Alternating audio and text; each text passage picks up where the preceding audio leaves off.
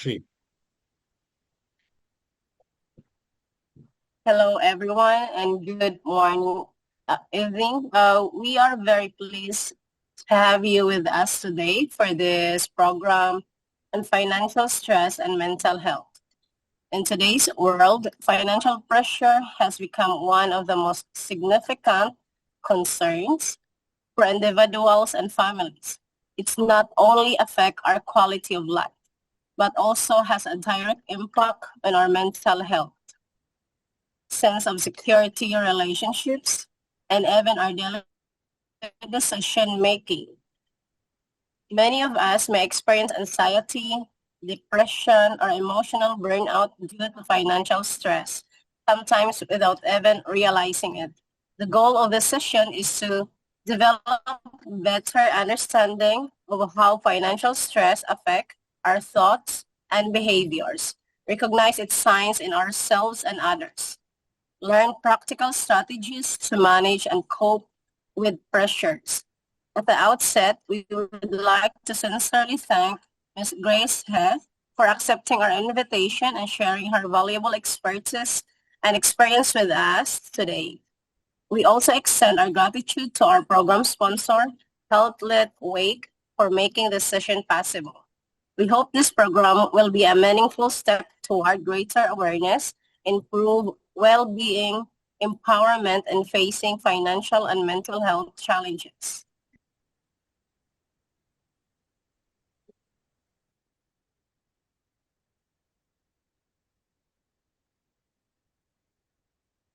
Okay, Grace? Yes, so it's my turn? Yes. Okay, so let me share my presentation. Hi everyone, it's so nice.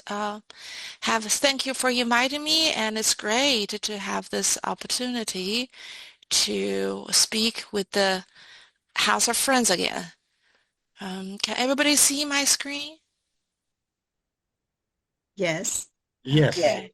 Let me put it to presentation mode. All right, so today's topic is jumping financial stress and mental health. So again, probably I'll allow the questions to the end, but if you have any question, feel free to type it in the chat box, and host and hostess, if you see there are some questions very relevant and cannot wait till the very end, and just feel free to let me know. Okay, because when I present, I couldn't pay attention to the chat box. All right. Hey, everyone. This is the financial stress and mental health, specifically to the House of Friends, who are immigrants from various parts of the country, various parts of the world, and various parts of the culture. All right. So if some part I said is you think, it's not me, it's not my culture, it's quite possible because every one of us is different and every one of our culture is different. Okay, so first, let's talk about our agenda. We'll first understand how financials impact mental health, and then we'll try to recognize what are the common emotion response to money problems. And the third is we learn some coping skills, how we can address it. All right, so first, financial stress. Okay, so let me see. The financial stress is real, and in a way, it is when we perceive there's insufficient resources to meet our financial needs. Why do we say perceive? Because some people need more money to have that perception. Some people need less money to have the perception. So how we read our situation is very important. So financial stress, it varies from individuals based on your personal expectations, the cultural norms, and past financial experiences. And financial stress reflects the emotional and mental response to uncertainty, pressure, or fear. Make it measurable through self-reported self-reported scales rather than economic indicators alone. So what does it mean? So if before I immigrated to a new country, how is my life like? If I have a car, if I have a good income, but here I don't have a car, I don't have a house, I don't have a place to live, and I don't have a job, or my job is like a minimum pay, that means you immediately would feel the financial stress. But if for the other hand, on the other hand, some people immigrate here to save their life.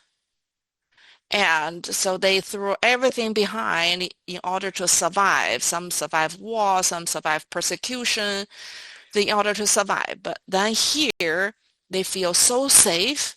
In a new country, they feel so safe. Then the financial difficulty wouldn't be as big an issue for them. Therefore, it's and expectations too. So even before we immigrant to a new country, if we thought, oh, a new country, things will be so good, I'm going to have such income and such a lifestyle. When you came here, you don't have it. Then you immediately cause a financial stress. But if before you come here, you already says, oh, coming to a new country will be so difficult, and I'm going to struggle for a while, and then you came here, you indeed experiencing the difficulty, but that matches your expectation, then the stress will feel less. So therefore, it's a cognitive appraisal process. In other words, it's our mind, how we evaluate, how we read the available resources, whether it's adequate to fulfill our obligations or inadequate. Right? So what are the obligations? The obligations, the minimum can be, if I have bread to eat, I can survive. Then more obligations is I need to feed my family that living with me in the new country. And more expectations could be I need to support people outside my core family, or I need to support people back in my home country. So all these are perceived financial obligations that will trigger our psychological strain even before material hardship occurs. That so many times that our stress is caused by our worry about future. The future could very likely happen, even if it's like 90% of chance it may happen, but it's not happened yet. So you're already living the stress of that future. And chronic stress would do harm to our health, which I'm going to talk later. Okay, so could also have interpersonal and social triggers, the social comparisons, right? So it's not only how I live, but how I live compared to my peers, compared to people around me. Am I better or worse or not as good as I want myself to be? All right, and stigma around. Stigma is like wrong thought, right? People may think, oh, people think you should live a certain way, right? Family expectations and the lack of financial literacy amplify perceived insufficiency. What does it mean? You come to a new country and so many things are new. So you don't understand what's going on. And you don't know how to even take the first step, how to solve the problem. In your own home country, you're so resourceful. And so you're probably a great problem solver before. But now you don't know what kind of tools or resources available for you to solve the problem. And then it increase your thinking, your mind will tell you, oh, I'm a failure, I'm not enough, right? So that it will amplify the perceived insufficiency. And then just to show the relational part or shape our financial stress. beyond our individual circumstances. But when you live all by yourself or you live among people, we all live in like communities. So the stress level is different. So that's why a lot of people, when they're stressed, they will choose to withdraw, to be with themselves and not to social because of these kind of social triggers. All right, we can also have physiological correlations. Persistent perception of resource insufficiency would activate, I'm going to say a big word here, hypothalamic and pituitary adrenal axis.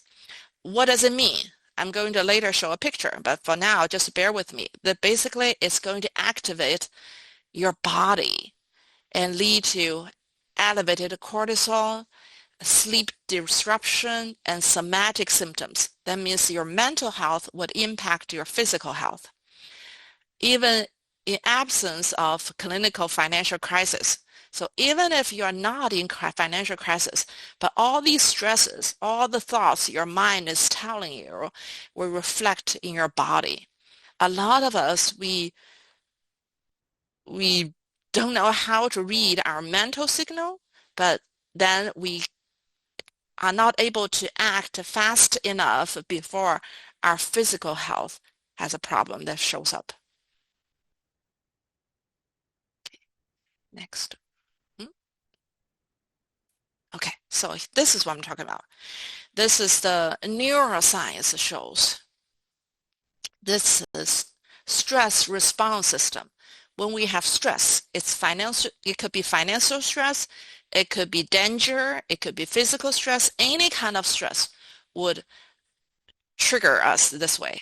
We have this, it starts from our brain, and then the hypothalamus would tell our pituitary gland, and then we have this adrenal gland will have the cortisol to our immune system, so that will weaken our immune system. So a lot of times when our mental is highly stressed, then we will have our body will show we have physical problems. So this goes in circles. They work hand in hand with each other. So none of us is you don't have to be a medical professional to understand this. I want your takeaway is mental health is real. Because some of us may say, oh, only weak people have mental health issue. Mental health is real. Mental health means what happens in our brain. And our brain is learned to function a certain way. It's not because you're strong or you're weak. Our body just function that way. While strong people may recognize it earlier and take action sooner, and if we don't have that literacy about this financial health or this financial stress and mental health, we may delay our treatment, delay our healthy response until it's too late. Next. Okay, so mental health impact, it will increase risk of depression, anxiety, and emotional exhaustion. The depression risk may elevate, right? So what is depression? Depression is common and treatable. And depression is not weakness. It's a condition that affects how we think, how we feel, how we act. So a, a lot of times if we don't pick up the sign, then we could, how to say, oh, I'm going to teach you some tips. How can you read some depression signs? If people say, I'm just tired or have too many problems and I just need to be strong, that inside they may be carrying something heavier, right? Depression is not madness. It's not a sign of weakness. It's a common human experience that can happen to anyone. Just as you said, anyone can say, I feel tired, right? Anyone can say, I need to be strong. So depression sometimes it looks like feeling tired all the time, even after resting. So then if you see you feeling tired even after resting, you, then that's a signal something's wrong with your health, right? Or if you lose interest in things you used to enjoy, right? You used to so enjoy playing with your kids, and now you don't want to do that anymore. That's a red flag.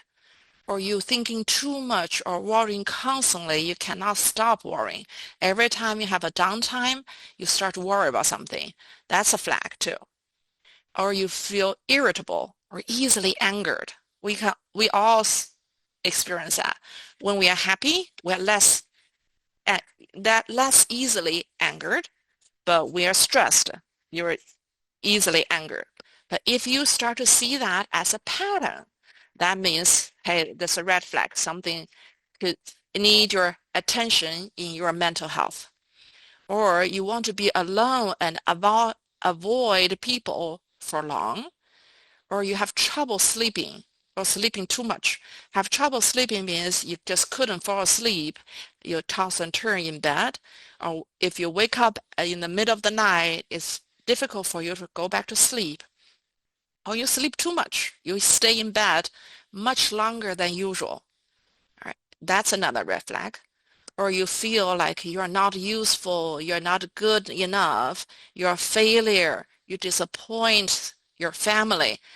These are all toxic signal we send to our mind that can cause much bigger problems down the road. Okay, so there's a myth about depression. So some people may think, oh, depression means that person feels sad. So actually, a lot of people, they don't say I feel sad. Instead of, they say, my body is tired, my heart is heavy, or my mind won't rest. This is typical for those cultures who think, ask you to be strong all the time, that your people are not allowed to say, I feel sad. So they they only feel okay to say if my body is tired. Okay. Depression can affect the body. So some people feel headaches, body pain, or low energy without a clear medical course. So because of stigma, right, many people hide those feelings. They may believe I should be able to handle this myself. Or if I talk about it, people will judge me. They will think, oh, I am a failure, or I'm weak, or I'm going to disappoint my family. So they stay silent. Over time, these feelings can grow stronger, and then a person may begin to feel hopeless, like nothing will change. And some even start to think life is not worth living. But it's very important to understand these. These thoughts are just part of depression. Just think depression as a flu, right? It's not because you're weak. Anybody can catch a flu. And so anybody may have depression at some time in your life. So these thoughts are not necessarily true. I'm going to talk about the details later, okay? So what I'm saying is we need to be able to recognize the signs of depression. And then anxiety. Anxiety, it's a constant worry or overthinking, feeling intense or unable to relax, right? Uh, some worry is about yourself, and sometimes we worry about our family, worry about our kids. But if it's a constantly worry, then it takes a toll to your nervous system and impact your health. Or you have trouble sleeping because your minds keep going, or you have fast heartbeat, sweating, or feeling shaky. That's like acute anxiety symptom. Or you have difficulty concentrating. and it may be difficult concentrating on work at school, or you even have difficulty concentrating on a TV show you like, right? It can feel something like bad might happen. You worry, oh, something bad might happen, or you don't know what's going on. Many people believe this is part of life or part of personality, but sometimes it's not. It's it's related to a health issue called anxiety. Anxiety is not madness, it's not weakness, it's just our body's natural way trying to protect ourselves from trouble, protect ourselves from danger. It Our reaction to financial stress or financial threat is exactly the same as our reaction to a physical threat, right? Think about if you think, oh, there's a danger, right? Like there's a fire, then how your body react. You may feel your heart beat faster, your breathing change, and your muscle tighten. You want to run away from it. So these are our body's reaction that will help you stay alert and safe. But sometimes this system can become overreactive. So that reacts even when there's no immediate danger. So that's like financial stress. There's no immediate danger, but our body is overly reactive. It responds the same way. So that will cause a problem. So again, for anxiety, not everybody would use the word anxious. Not many people will say, I'm anxious. But they will say, okay, my chest feels tight, my body is not calm, or my thought won't stop. Those are the typical things people say. Because of stigma, many people keep the depression inside, keep the anxiety inside. They may think, oh, I should be able to control this. If I talk about it, people won't understand. So we try to push through it alone, all by ourselves. But what we didn't know is this hurt our health. Okay, over time, the constant depression and anxiety can become exhausting, right? It affects our body, our physical health. So it is very important to understand these. Mental health is common human experience, and it can be changed. There are many ways we can calm our body, can slow our mind, can regain a sense of control.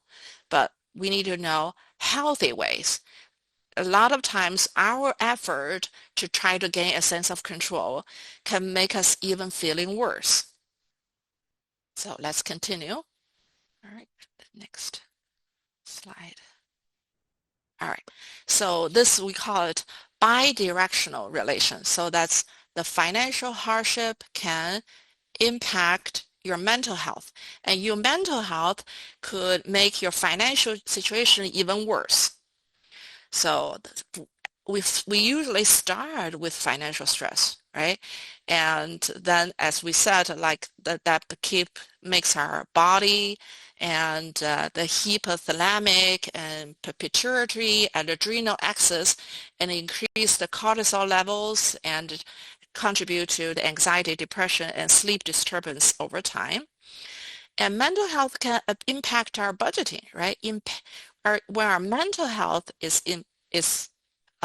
just like when you get flu, right? You don't have the energy to run anymore. It's same. If you have a mental health issue, you cannot think as clearly. So when your thinking part got impaired, then that reduces your capacity for budgeting, for tracking expenses, and for resisting impulsive decisions. The impulsive decisions could be impulsive purchasing, impulsive decision to quit a job, impulsive decision to like stay up all night and to do something that worsens your financial stability. And so it also have a debt mental health cycle. So sometimes we get into debt. Then accumulating debt intensifies our sense of hopelessness and shame. It will further erode our motivation to seek help and to seek support. So it reinforces our self-perpetuating cycle. What does it mean? When you have debt, you think, oh, I'm hopeless. That hopeless, you don't seek help, or you don't act as actively to find a job, get yourself out of the trouble, and then you're in further debt. So it's like self-defeating prophecy. You're telling yourself something untrue, and it comes to the action, make it even worse. Then you also have cognitive bias in distress. The financial stress, that you have bias, that means you think, oh, it can never help. Oh, or credit card debt is my only solution, right? These are called bias and or lead to short-term financial choices like a credit card debt and increase long-term financial burden. So I am not a credit card expert, but I am a credit card user. And so I would strongly suggest you to stay away from credit card debt because look at the interest rate, extremely high. So once you start a debt, you can use a credit card, but don't use a debt. Once you get a debt, it's so hard to get out of it. All right. And the next is a neuroeconomic mechanism. So that's basically what we talked about earlier. We already used that neurology, explain it in details.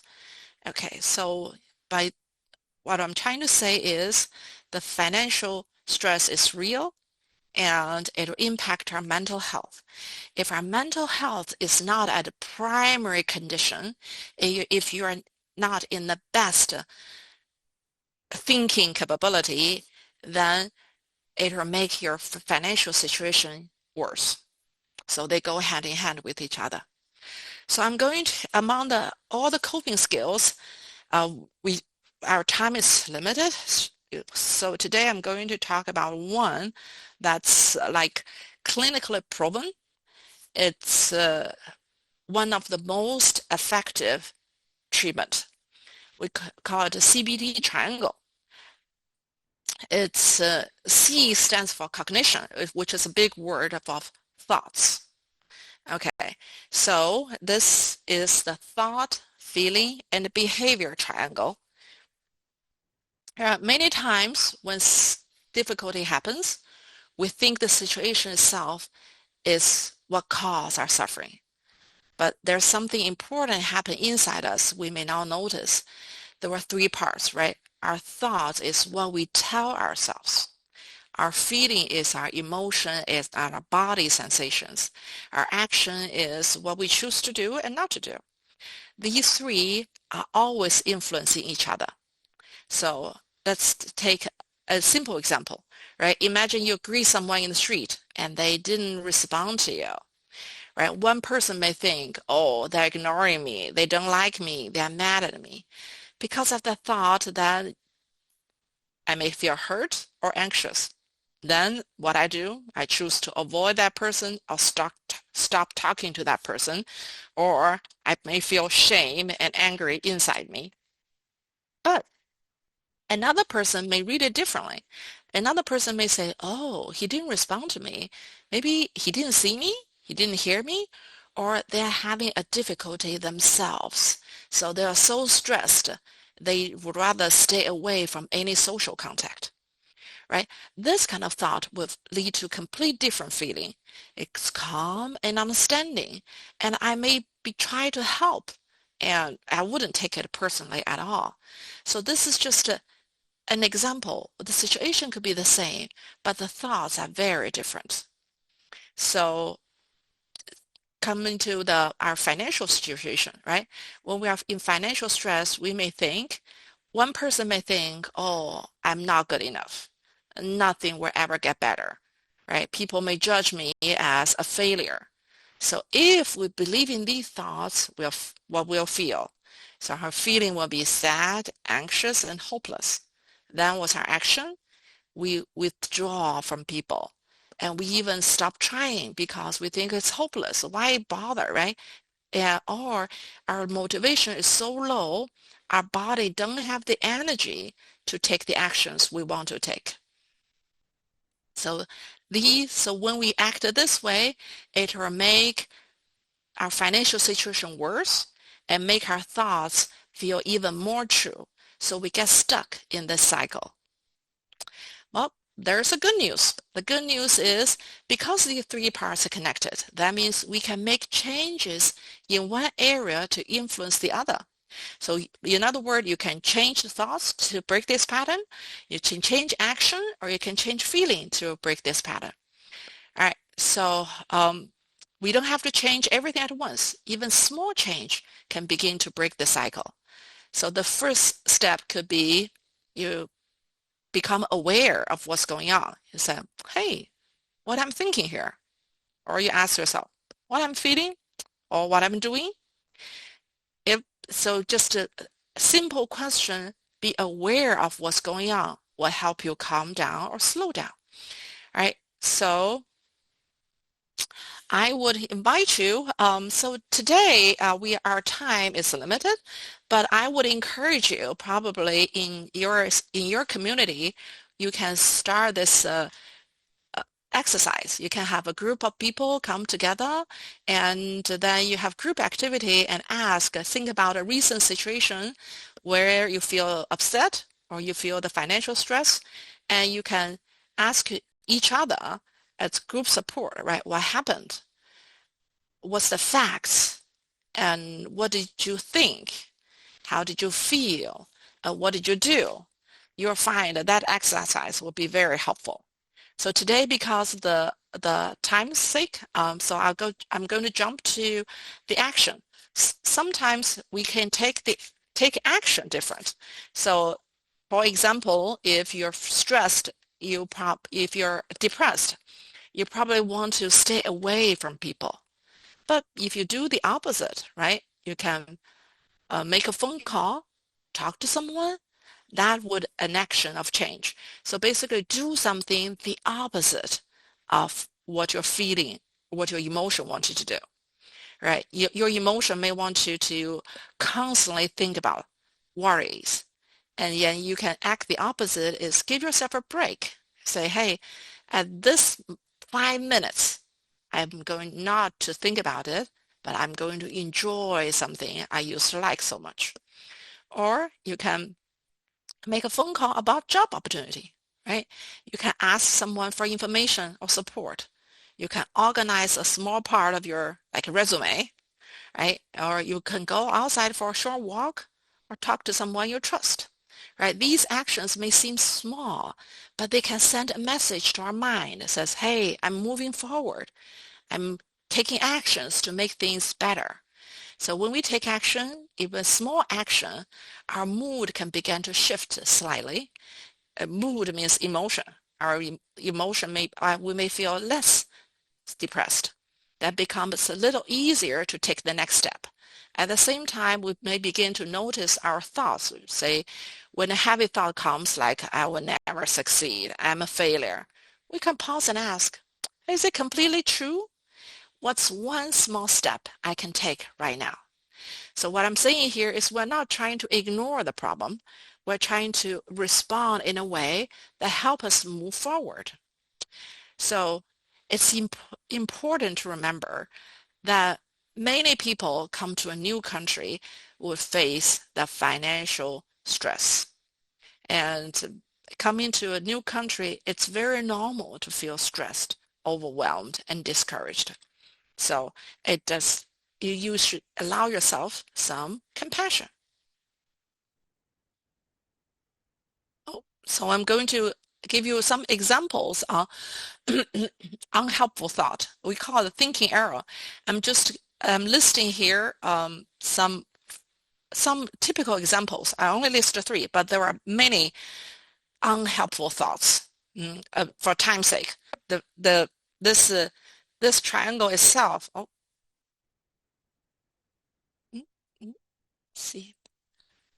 Okay, this triangle itself, I can probably have a 1-hour workshop. All right, so we go to 3 very typical ones. Catastrophizing means that basically means the worst thing is going to happen. So very typical if you experience financial stress, we exaggerate the consequence of current difficulty and we imagine irreversible problems, failure, right? So these kind of like exaggerating consequences can really hurt our mental health. For those like who think about suicide, most of them having this catastrophizing thoughts. So that will not only intensify our anxiety, but also impairs our problem-solving abilities. In other words, it will make your financial situation worse. Overgeneralizing, like if we don't have a job, then people may conclude that I'm not going to find a job. So you don't have a job at this moment.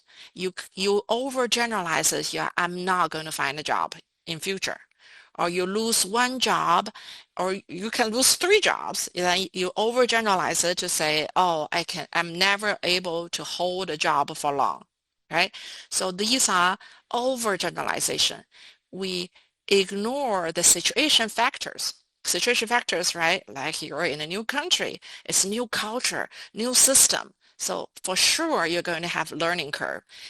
You just like a child, if you see a baby, how baby learn to walk, right? The baby has to fail again and again and again before the baby can walk.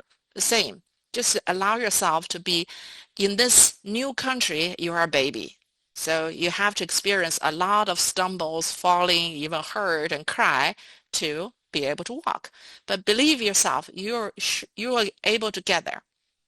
Or nothing thinking, right? We can view financial status as strictly as rich, broke, pitiful, right? And that can lead us to shame. And we can, like temporary setbacks can prevent us from realistic budgeting. What's realistic budgeting?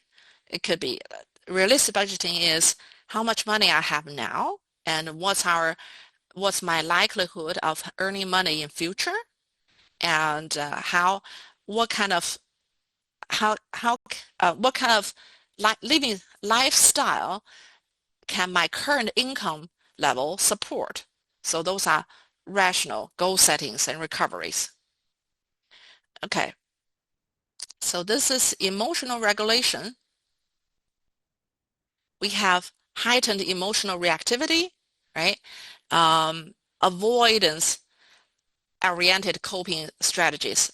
Avoidance means what we typically see is we don't talk about it and we did try to delay the problem, right? So let's say if my income cannot support me eating steak every meal, but I used to like steak so much. So I'm trying to delay the problem of still eating steak every day until there's $0 left, right? If you don't have that avoidance coping strategies, then immediately as soon as you realize, oh, my income level dropped, significantly dropped, you'll probably reduce your steak and change it to some lower price tag food that you can afford. Right? Uncertainty intolerance. Uncertainty intolerance means we've like I don't know when I'm going to find a job. That's uncertainty. Intolerance means I'm so anxious about it, right? And it can help me. It can deprive me of my sleep. Right? Impaired cognitive reappraisal capacity. That means our judgment is impaired. We can no longer make the right judgment, and we can no longer manage our emotion as effectively. Manage our emotion is if you're healthy, you can still be angry, be sad, be upset, but you can easily return to calm. But when your capacity is getting weak, then it's more difficult for you to return to the calm station. All right, so we can move on to the next. All right, so then the actions, the bad actions, what it could cause is we delay paying bill, or we withdraw from people, and we spend according to our impulse, and we make impulse uh, conditions, and extreme frugal, that probably like we can skip meals or avoid essential healthcare, right? Essential healthcare means nutrition and enough hydration. All right, so we we talk. I think we talk about these already here and there, and so basically, what I'm trying to say from this slide is mental health is real. It can cause the physical health, and these are another typical thought. Like external focus of control means we want um, we believe financial outcomes are determined by luck, by fate, or by powerful others. So then you think about it. If I think I don't have money now, it's my bad luck, then I may feel doomed, right? That will increase anxiety and reduce the motivation. So if my fate is to be poor, then why should I be motivated to try, right? And so internal focus of control is we may this is good thing. So that's self agency. So you think you are the one in control, then you can have resilience. You can proactively think about coping strategies. You are more willing to seek help. Seek help means any resources you can get to.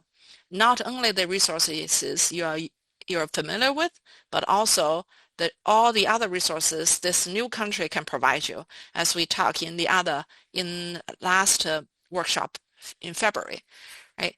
And so self-efficacy can be a buffer. Self-efficacy means what? Means I am in control of my life, regardless of my environment. Yes, a new country is difficult, but I am still in control of my life.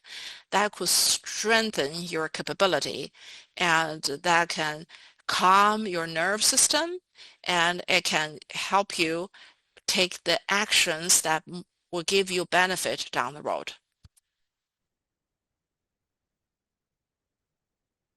All right, so we have already talked a little about this. This is our daily practice. You can use that triangle, right? That thought, action, and feeling triangle, and you can practice daily to increase your mental health. First, pause before reacting. As we said earlier, you can pause and ask yourself what I'm feeling, what I'm doing, and what I plan to do, what is really good action that helped me in at this time. And so this pause will create a space between the trigger and our response. A lot of times our brain is programmed by our years of experience. When there's a trigger, we immediately respond in a certain way. You probably know, like a family member say something, you would jump. That's our mind is programmed that way. So if you can pause, that pause can reduce that instinct reaction and can allow yourself to have the best possible reaction at that time. All right, the next is you can label the cognitive pattern, right? You can label, oh, I'm thinking I am a failure. So then when you label that, you keep a distance between you and that thought. So there's a thought that I'm a failure. It doesn't mean you are a failure. There's a thought that things is not going to get better, but that's not the fact that things are not going to get better. Or this is a disaster, right? That's a thought, this is disaster, but it's not reality. And so number 3 is reframe. Reframe, like when you challenge those thinking errors, then you can replace it with helpful belief, more balanced, right? So your thought could be, I can never find a job. But the balanced thought is, at this time, I don't have a job. Or it could be in the next 2 weeks, I wouldn't have a job. But if I start to act differently now, there's a chance 2 weeks later I'll find a job, right? So this is to replace the distorted belief to a balanced belief that will help you. Then connect the thought, feeling, behaviors. So the more you practice, the more you get better about using this triangle, the thought, feeling, behaviors, to your benefit. So you can build daily habits. Like daily habits could be like every morning I get up, I go look for a job. Even though the chance is small, but every day I spend like 1 hour look for a job, or every day I spend like 30 minutes to in to build up my health, right? These are all the daily habit.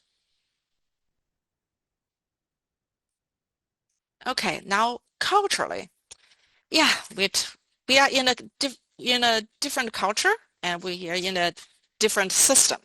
So how do we have the culturally responsive? Number one, very important, is reduce mental health stigma. Because again, what we said earlier, stigma would prevent us from getting better. Stigma make us stuck. Stigma prevent us from seeking help and get the resources that's able to help us. So reduce stigma, number one, is mental health is science. Mental health is not weakness. Mental health just as important as physical health. Probably the best mental health condition can help you get financially successful. All right, and we can adapt to the collective norms. So collective norms means we need to have, the collective means family, our kinship systems, and our community. We can use them for our support, and we can honor each other's independence while also promote the autonomy. Autonomy a lot of time happen in the family and kinship system, because when we love people, for our loved ones, we so want to jump in and help, but we didn't realize that each person is different and each person's conditions are different. A lot of times we may make the wrong judgment for others. So allow each other autonomy is very important. And then we need to have practical services. Practical services, right? Um, uh, like there's a system inadequacies, right? So like it's a new country, it's harder for immigrants for sure because we have language barriers. We don't have credit history. I don't know whether you have experienced that. Without credit history, it's very difficult to have any loans. Or it's sometimes even difficult to find an apartment because the landlord won't require your credit history. And you have limited access to job at the very beginning. And the U.S. system is very complicated when it comes to tax, insurance, banking. And I know that House of Friends already plan to have a workshop to educate you of this financial systems. So, and discrimination is real, right? We have some outright discrimination. We have like microaggression. So all these are systematic inequities. That means if you're struggling, it's not only because of your choices.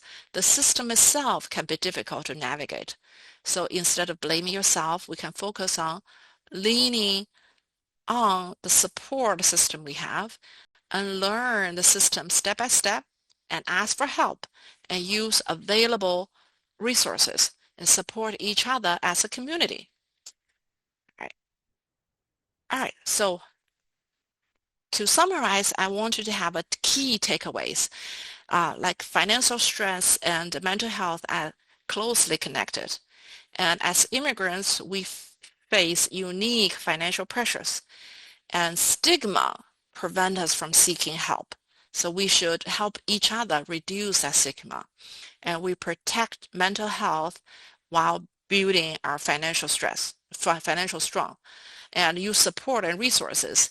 And the resources include the House of Friends, include all the community resources like me.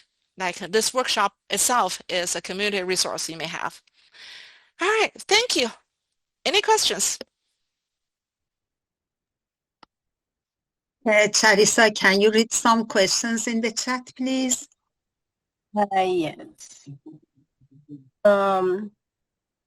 Do you think feeling in control of your finances can reduce stress and help you make better choices? Why or why not? Okay, could you say it again?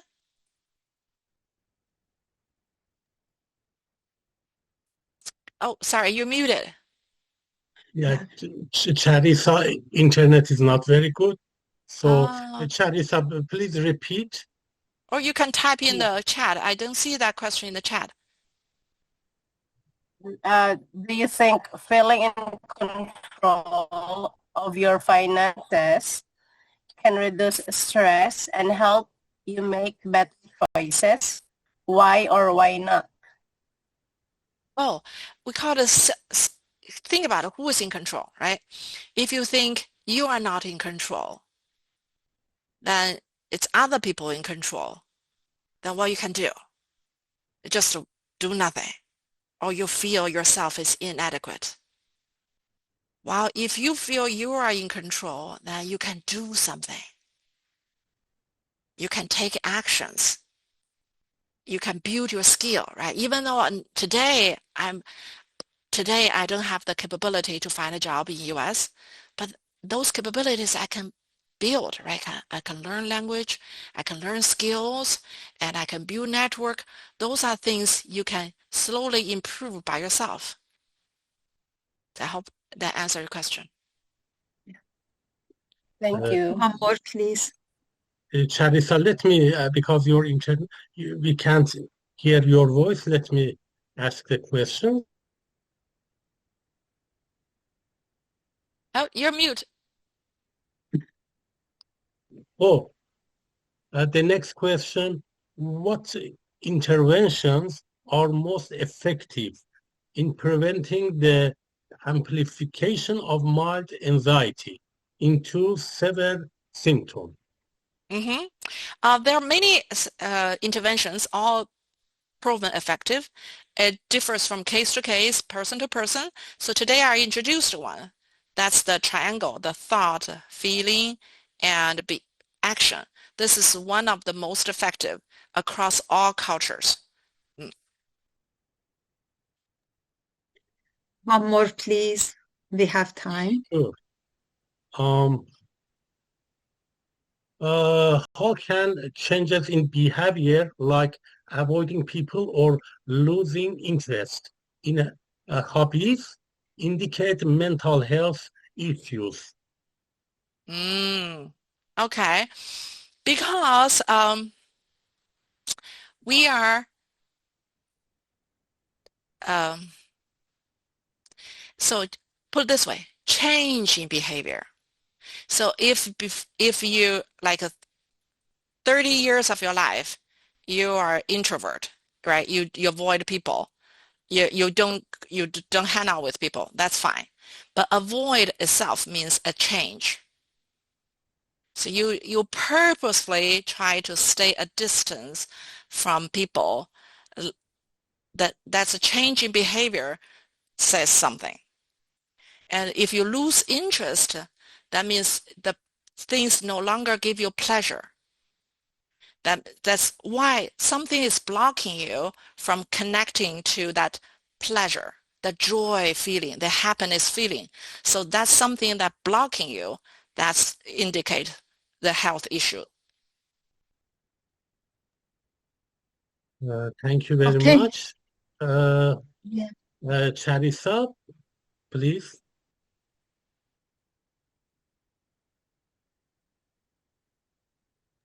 Okay, it seems Charissa not able to continue. Thank you very much for Grace. Everybody participated. Thanks a lot.